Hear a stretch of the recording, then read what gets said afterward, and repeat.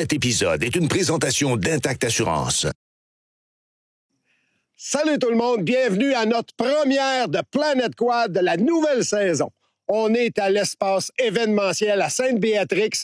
On a des très beaux produits à vous présenter. Restez à l'écoute, on va avoir bien du fun. Ça commence maintenant.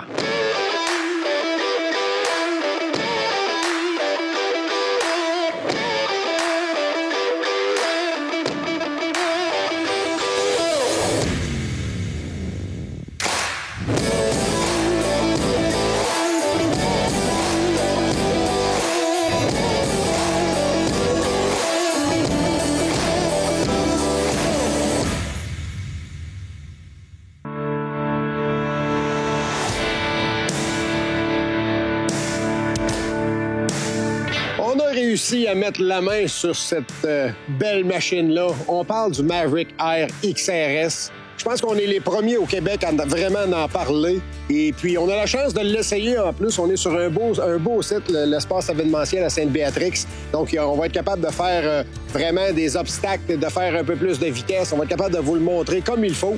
On le sait, c'est un véhicule qui n'est pas légal dans les sentiers au Québec. On parle de 77 pouces de largeur. Donc, c'est un gros bolide. Mais il y a plein de nouveautés. On regarde ça ensemble.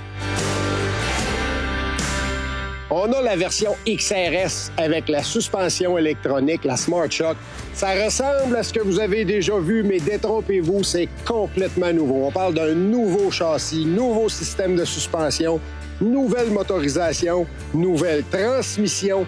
Vraiment, c'est un véhicule qui a été complètement redessiné, surtout pour affronter les déserts, les grosses dunes au niveau des déserts comme dans le Sahara ou, entre autres, dans les chemins forestiers où on a le droit de rouler. Ça peut être un véhicule très intéressant pour ces endroits-là.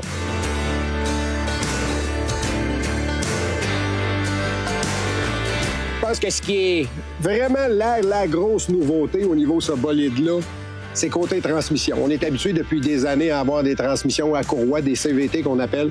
Et puis, on ne sait plus la puissance augmente avec le poids du véhicule. C'est sûr que les courroies, ça prend des courroies qui sont, premièrement, très dispendieuses, puis deuxièmement, la durée de vie de la courroie, elle a sa limite. Ce qu'on a changé sur ce bolide-là, on est arrivé avec une transmission automatique qui peut être également avec les paddle shift qu'on dit. On peut changer les vitesses au niveau du guidon, mais c'est une transmission 7 vitesses qui est jumelée à un tout nouveau moteur, un 1000cc, un 999cc turbo compressé.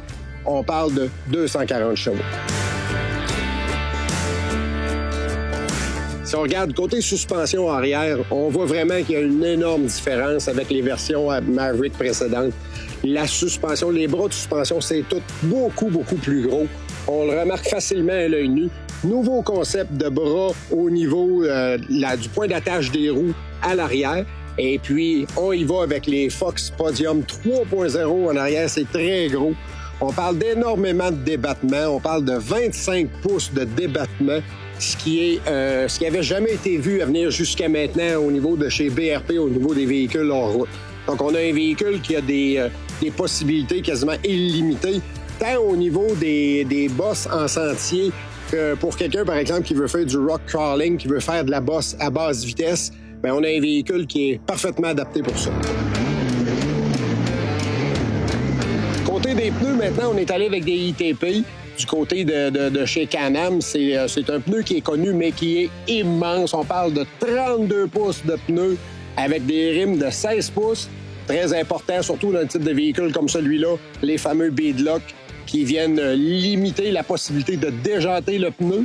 Donc, beaucoup plus robuste, beaucoup plus solide pour être capable de pousser le bolide dans des conditions plus extrêmes. Côté maintenance, maintenant, on a quand même bien pensé les choses côté des ingénieurs de BRP. On a installé le filtreur, un gros filtreur à grosse capacité parce que c'est un moteur turbo compressé, il a besoin de beaucoup d'air. Donc, il est facile d'accès, facile à nettoyer et puis très important de le garder propre en tout temps, sinon la performance du véhicule va diminuer, c'est sûr.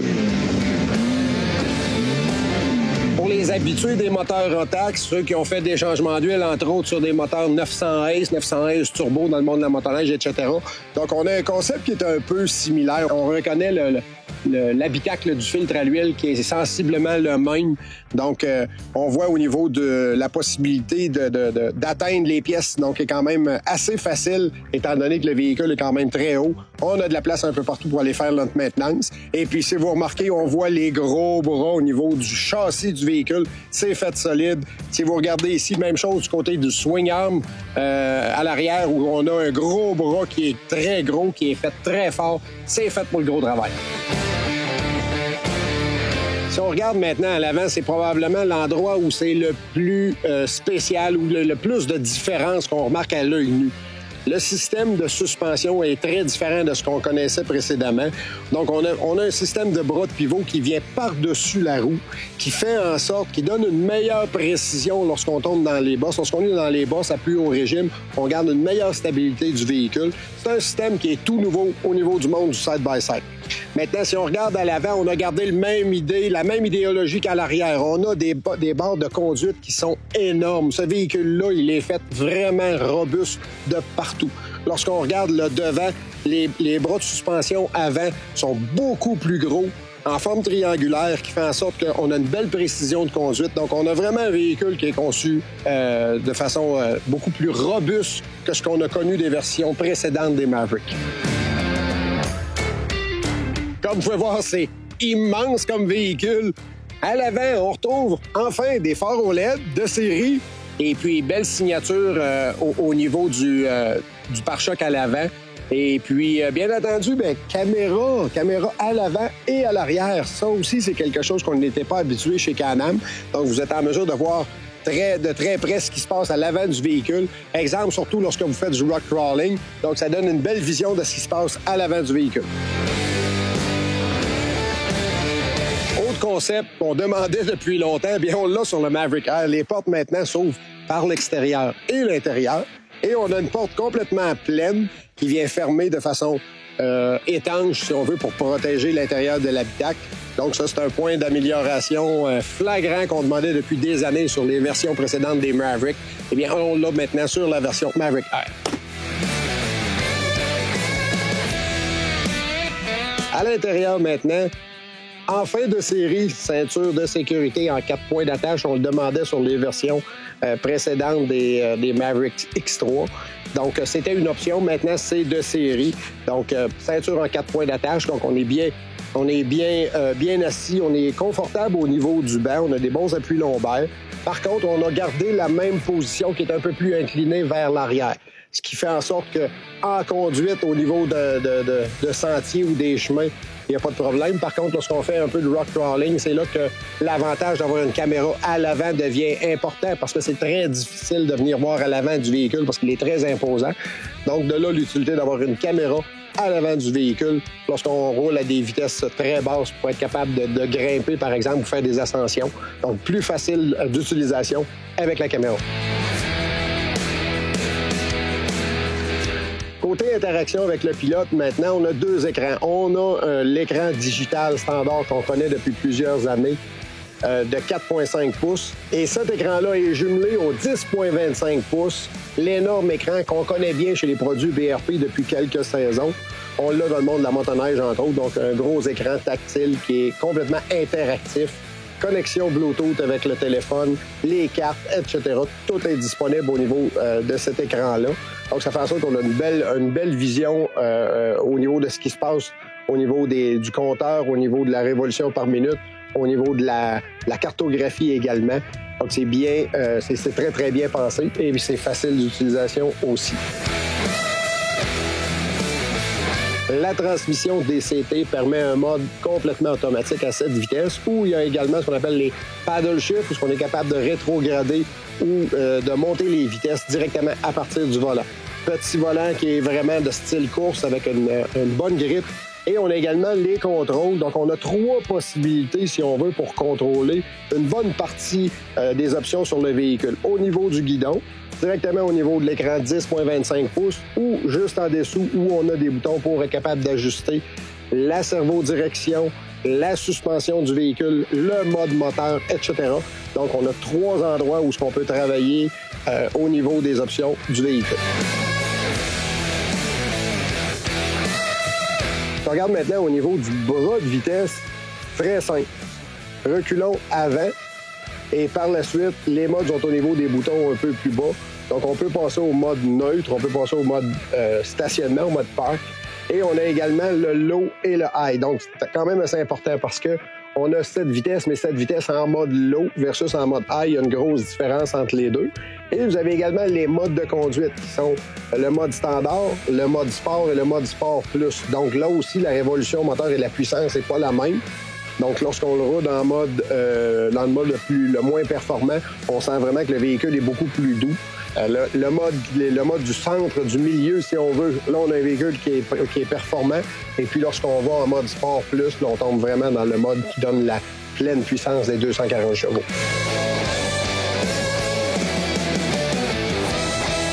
Après la pause, on jase avec Édith Loyer d'Espace événementiel. Restez là!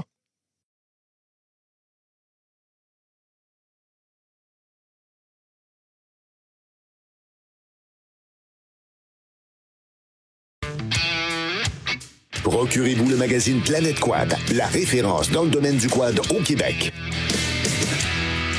Vous y trouverez une panoplie d'articles complets sur les primeurs de l'industrie tels que l'essai de véhicules, visites de destinations de rêve, chroniques mécaniques et bien plus encore. Le magazine Planète Quad, votre passion, votre magazine. Parcourez notre site web pour connaître nos forfaits d'abonnement papier et digital.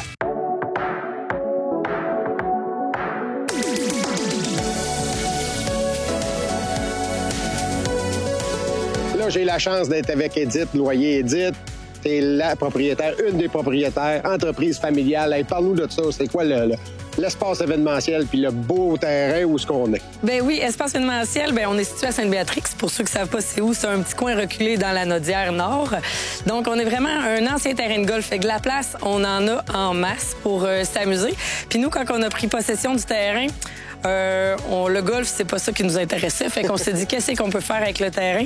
Nous, on aime beaucoup tout ce qui est événements, puis on a un petit croche pour les événements moteurs. Fait que c'est là-dessus qu'on a commencé au départ en accueillant le Festival hors route ici sur place. Puis, on est devenu un site fixe parce que ceux qui connaissent un peu le Festival hors route, avant, avec les anciens propriétaires, ils changeaient de place environ aux 2 ans. Fait que nous, en ayant un site fixe, on est capable de travailler beaucoup plus en profondeur la programmation, les activités, puis d'alimenter un site en soi au lieu de travailler juste à refaire le site à chaque année. Là, qu'est-ce qu'on retrouve sur le site? Parce que là, on parle d'un site depuis tantôt, mais quand on se promène dessus, on s'en rend compte. Mais là, il y a du stock pour les amateurs motorisés. Là, c'est incroyable. Oui, on a 3 pistes permanentes. Donc, on a la piste du Challenge Extreme 4x4, un circuit de buggy. Puis, il y a beaucoup d'obstacles là-dedans. Mais ce qu'il faut savoir, c'est que cette année, on a refait la piste. Puis là, moi, je me suis dit, pourquoi faire une piste pour un seul événement quand on serait capable de la travailler d'une manière différente? Fait que là, on l'a travaillé pour qu'on soit capable de changer quelques petits obstacles puis être capable de faire des courses de minounes aussi dedans.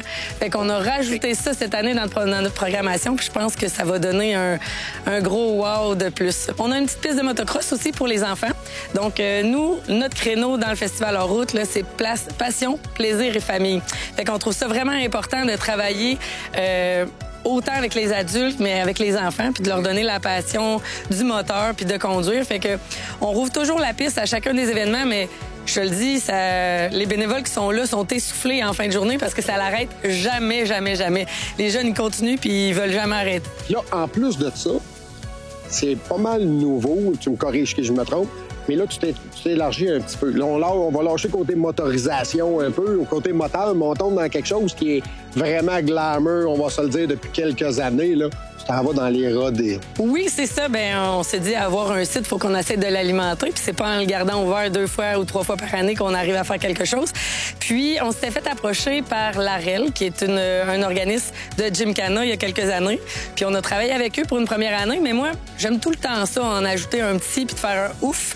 Fait que là, l'année suivante, on a rajouté des taureaux sauvages pour un Bullmania.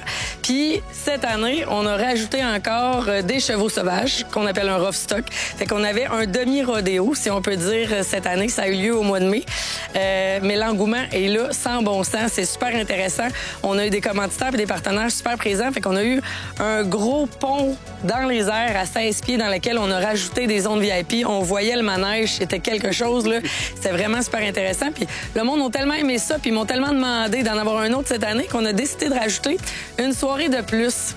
Donc, le 13 juillet prochain, on en fait un autre, une soirée Bullmania. Il faut savoir aussi le site est quand même grand, fait qu'on a de la place aussi pour vous recevoir en camping sans service à chacun des événements. Fait que tu viennes de proche ou de loin, puis que tu as le goût de profiter de la fin de semaine comme il faut, ben amène la roulotte. C'est ça. On est capable de s'organiser. Écoute, tu parlais tantôt de 4 millions de pieds carrés. Oui, à peu près. C'est immense. Ben, ce qu'il faut savoir, c'est un 18 trous. Fait que là, il y a de la place en masse pour s'amuser. Il y a de la place en masse dans mon jacuzzi. Hein? Oui, donc, c'est écoute, ça. c'est cool. Puis, tu sais, pour les jeunes, là, nous autres, on connaissait le site parce qu'on est venu tourner sur ton site l'année passée. Mais, tu sais, il y a plein de choses pour les kids qui vont triper quand ils vont venir ici. Tu sais, on regarde juste l'autobus en arrière. Juste le Monster Bus, oui. Le Monster Bus. Il y a un Flash McQueen géant, réel, là-bas. Tu sais, je pense que les événements familiaux ont leur place. Puis ça, c'est un Moses de bel endroit pour les familles. Oui, non, c'est ça. Puis le Monster Bus, il faut savoir qu'il sort à chacun des événements moteurs, puis qu'on peut se promener dedans de façon gratuite. Fait que là, dans la journée, tu peux monter, puis tu fais juste un petit tour. C'est sûr que c'est pas... une grosse affaire, mais c'est super intéressant à essayer quand même. Il n'y a pas un kid, je pense, premièrement, un kid qui vient d'un événement motorisé, il est élevé là-dedans, on s'entend. Fait que d'embarquer dans quelque chose comme ça, c'est spécial en mots, on t'a dit. Je te dirais que les parents embarquent autant avec les enfants. Fait que, écoute, Edith, ton prochain événement... 13 juillet pour le Bullmania. Puis le 2 et 3 août, prochaine édition du Festival en route. C'est la 20e édition cette année. Fait qu'on a des belles surprises qui vont sortir sous peu encore. Là, on en garde un petit peu par-ci par-là pour garder le ouf final, mais ça s'en vient. Puis pour avoir des infos, Facebook... Bien, t'as deux choses. Tu vas avoir le site d'Espace événementiel, qui est le site en soi. Fait que quelqu'un qui voudrait louer le site, la salle ou autre, va retrouver les informations là. Sinon, le Festival en route, tu vas avoir les informations sur les événements en soi. Puis tu vas avoir aussi Rodéo Lanaudière, qui est les informations pour le rodéo. Écoutez, la gang, si vous le savez, amateurs de rodéo, amateurs de hors-route, d'événements, ça se passe à Sainte-Béatrix.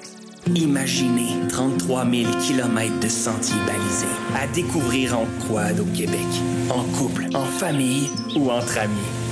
L'évasion totale, parsemée de découvertes, d'espaces, de paysages uniques, de moments pour vous retrouver, pour redécouvrir le vrai sens de la vie, de la liberté.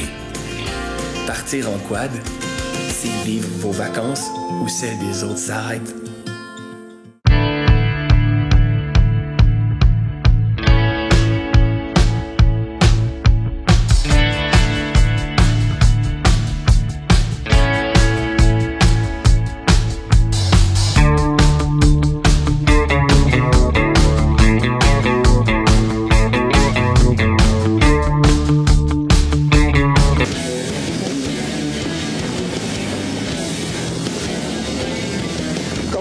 On a eu du plaisir en masse. Il faut dire qu'on avait un site pour ça aussi. C'était sécuritaire. Maintenant, c'est très difficile en une seule journée d'évaluer un véhicule comme on fait là. On avait le véhicule seulement pour aujourd'hui. Chose sûre, c'est vraiment un véhicule de dune. C'est un véhicule de sable. Il n'y a aucun doute là-dessus. La suspension au travail, c'est extraordinaire comment cette suspension-là peut travailler. On l'a vu en faisant un peu de rock crawling, comment ça travaille, comment la suspension s'étire. Il y a beaucoup de débattements sur le véhicule, ce qui fait en sorte que c'est un véhicule qui, définitivement, même pour faire de la randonnée, que ça va être très confortable. Où ça devient plus difficile de s'habituer un peu, c'est le mode de transmission. Le mode de transmission à 7 vitesses versus les reprises. Tout dépendant dans quel mode on est, c'est pas toujours évident. On voit qu'il y a de la performance en masse, il n'y a aucun doute là-dessus, là, 240 chevaux. Je vous dirais que le ratio poids-puissance, si on le compare, mettons, avec un RR, un turbo RR, ça se ressemble probablement pas mal, étant donné que le véhicule est beaucoup plus lourd, pèse pratiquement 700 livres de plus qu'un X3 RR turbo. Donc, on a le ratio poids-puissance est sensiblement le même, à mon avis. Cependant, au niveau suspension, là, on a une coche de plus. On a du débattement de plus. Il y a vraiment une bonne différence au niveau de la calibration de la suspension. Maintenant, le mode de transmission, il faut s'habituer. c'est très différent. Donc, c'est un mode, lorsqu'on est en mode automatique, ça fonctionne très bien. Donc, on n'a pas nécessairement besoin de basculer sur le mode semi-automatique avec les contrôles au niveau du guidon. On peut rester sur le mode automatique puis le véhicule, il travaille très bien. Par contre, il faut s'habituer. Il faut s'habituer avec les reprises. Lorsque le véhicule échappe, parce qu'il y a beaucoup de puissance, quand le véhicule échappe, la transmission travaille, elle a envie de changer de vitesse, de shifter. Donc, on travaille avec les reprises beaucoup au niveau de la transmission. Donc, c'est une habitude. C'est très différent. Maintenant, est-ce qu'il y a un avenir au Québec? Présentement, très peu, étant donné que c'est pas légal dans nos sentiers, parce que le véhicule est plus large à 77 pouces. Mais définitivement que pour les chemins de ZEC, les chemins de bois dans le Nord, il y a du plaisir à avoir avec ce véhicule-là, c'est certain. Maintenant, l'avenir nous le dira. Est-ce que Can-Am va nous arriver avec un véhicule similaire, moins large, qui pourrait être légal dans nos sentiers? On va le souhaiter. C'est quelque chose qu'on aimerait bien. Mais je pense que définitivement qu'il y a un avenir avec ce genre de suspension-là, ce genre de configuration de suspension-là pour quelque chose de confortable en sentier, parce que c'est performant, mais c'est confortable aussi.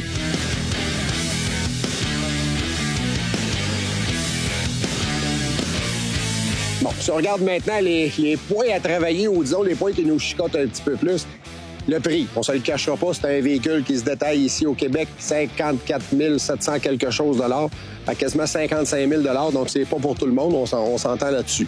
Maintenant, pour le prix, bien, on a quand même des accessoires qu'il faut rajouter. T'sais, si on regarde, il n'y a pas de marchepied, il n'y a pas de cage de protection sous le véhicule. Donc, c'est des choses qu'il faut venir en ajout au prix de base du véhicule, ce qui fait en sorte que c'est pas pour monsieur tout le monde, on va se le dire. Maintenant, si on regarde côté positif, bien, définitivement, le 1000cc à 240 chevaux, là, c'est une belle motorisation. Et puis, avec une transmission à 7 vitesses, bien, on achète, comme on dit, on achète la paix pour plusieurs années avec ça. C'est quelque chose qui va être fiable, qui va durer longtemps, sans aucun doute là-dessus. Avec le poids et la performance du moteur, ça prend une transmission comme celle-là. Donc, ça va faire le boulot sans problème. Et puis, ben, le confort, la suspension. Il faut dire qu'on a la Smart Shock sur le véhicule. La Smart Shock, elle est facilement configurable à partir des boutons là, sur le clavier. Et puis, on peut aller chercher des modes qui sont plus confortables. Même chose du côté de la motorisation aussi. Lorsqu'on travaille avec la pleine puissance, on a une manipulation du véhicule qui est plus difficile un peu à bas régime. C'est saccadé un peu. Tandis que lorsqu'on change de mode, là, on tombe avec un mode qui est plus confortable. Fait pour faire du sentier, le mode normal va faire la job sans aucun problème. Vous allez avoir un véhicule qui va être plus confortable.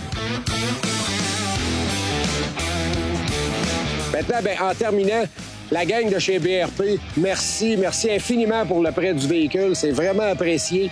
On a un beau support avec vous autres, puis je pense que ce n'est qu'un début avec BRP. Là, il y a un changement de dynamisme au sein de la compagnie, et puis on le perçoit au niveau des médias.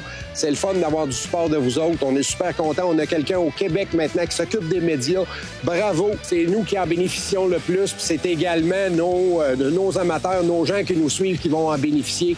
Fait que merci la gang de chez BRP, puis restez à l'écoute pour plein d'autres capsules.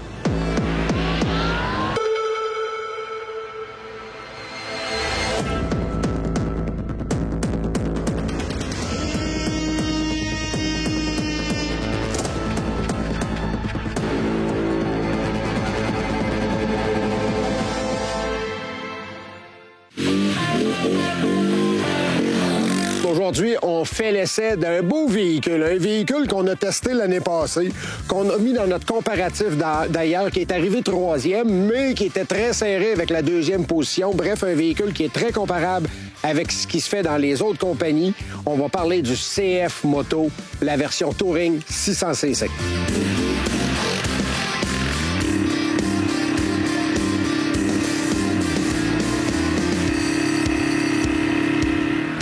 savez, ce qui fait la force de CF Moto depuis plusieurs saisons d'ailleurs, c'est l'équipement qui vient de série avec leur véhicule. La version Touring C-Force, le 600, il vient entièrement équipé, donc vous n'avez pratiquement aucun accessoire à vous procurer, mis à part des produits, des sacs et des choses comme ça pour traîner de la marchandise. Mais sinon, le véhicule, il vous est livré de série avec le treuil, un winch de 3500 livres, les miroirs, ça vient de série, les cache-mains, ça vient de série. On regarde, on a des mags communément appelés, des jantes en aluminium de couleur assortie. Et puis, on a la version camo qui fit vraiment dans le décor, qui peut être très bien utilisée pour aller à la chasse.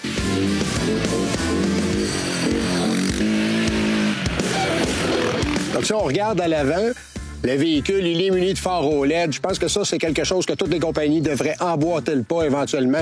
On a un devant qui est joli, qui est agréable à regarder. Et puis, on n'oublie pas le treuil qui est muni d'une corde synthétique. Ça vient de série avec le bolide. Et les devoirs ont été bien faits sur le devant du véhicule. On a ajouté des petites plaques de protection en plastique qui viennent protéger ce qu'on appelle les joints de cardan. Les boosts de caoutchouc, en bon québécois, sont protégés par une petite armature pour éviter qu'on ait des bris et des frais additionnels lorsqu'on s'en attend pas. Comme vous pouvez voir, on est en début de saison. Il y a beaucoup de boîtes dans les sentiers, mais on est quand même capable d'apprécier la qualité de finition au niveau de la partie lumineuse arrière qui est très distinguée du côté de CF Moto. On a également un coffre arrière qui pourrait être en mesure de traîner quelques effets personnels et qui est bien étanche pour l'eau. Donc, on a une version Touring, le banc double, les appuis du côté passager sont très bien faits. Les marchepieds également pour le passager, beaucoup de grippe. Donc, on est en sécurité lorsqu'on est assis à l'arrière du véhicule. Et à l'avant comme à l'arrière, les supports à bagages avec des possibilités d'attache rapide. Super important si vous faites beaucoup de kilomètres dans une journée. On l'a mentionné d'entrée de jeu, côté accessoires, on se démarque du côté de la compagnie. Donc, on a des prises d'accessoires 12 volts, également USB. Petit bémol, on aurait peut-être aimé les avoir de l'autre côté, de la même côté du compartiment. Il y a un petit coffre compartiment du côté droit. Donc, on aurait peut-être aimé avoir les prises du côté droit. Question d'être capable de brancher notre cellulaire. Exemple, lorsqu'on roule et qu'il soit bien rangé dans le coffre à gants. Maintenant, du côté du cadran, on a un petit cadran digital qui est pas mal cool. Quelque chose que CF Moto se démarque parmi la concurrence au niveau des VTT. Leur cadran est très indicatif, facile à lire, facile à voir en roulant. Les chiffres sont gros, les lettres sont grosses, donc on est capable de bien voir le cadran, même lorsqu'on roule. Côté freinage, maintenant, on a le freinage au guidon et également au pied. Dans les deux cas, on freine sur les 4 roues en même temps. Donc, le balancement est bien fait. Donc, au niveau du système de freinage, c'est très bien réussi. On a une réponse au niveau de la poignée avant du côté droit qui est rapide et qui est efficace. On n'a pas besoin d'appuyer énormément sur le freinage pour être capable de barrer les roues en cas de situation d'urgence.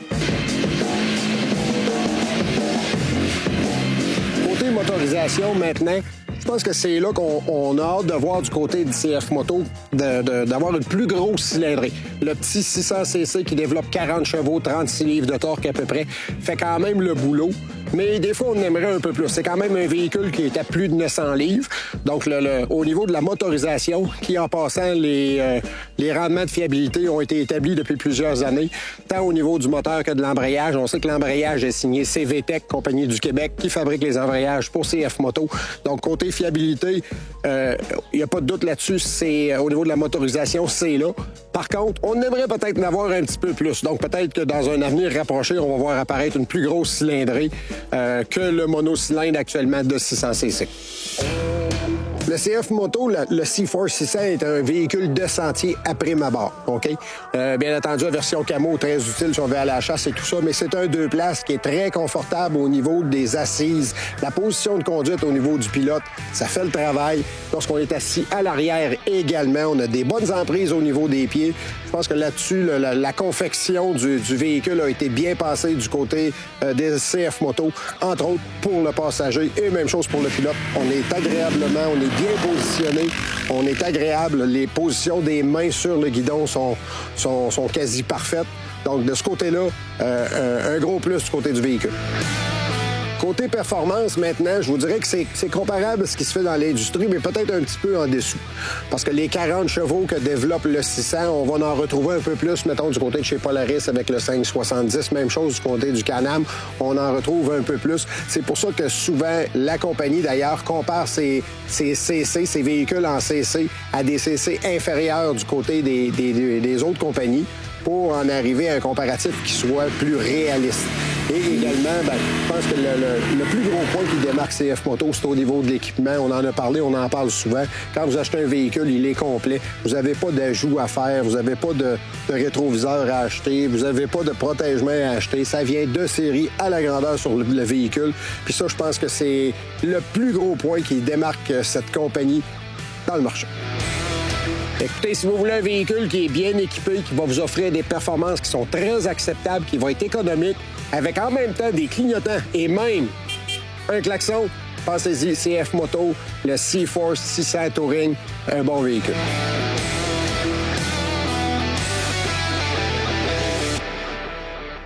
Oups! On n'avait pas vu ça. Hey, la gang, c'est tout pour nous autres. J'espère que vous avez aimé ça. En tout cas, nous, on a eu beaucoup de plaisir. Ça conclut notre émission. Et puis, on se dit à la prochaine. Cet épisode vous a été présenté par Intact Assurance. CF Moto Canada. Le groupe Content.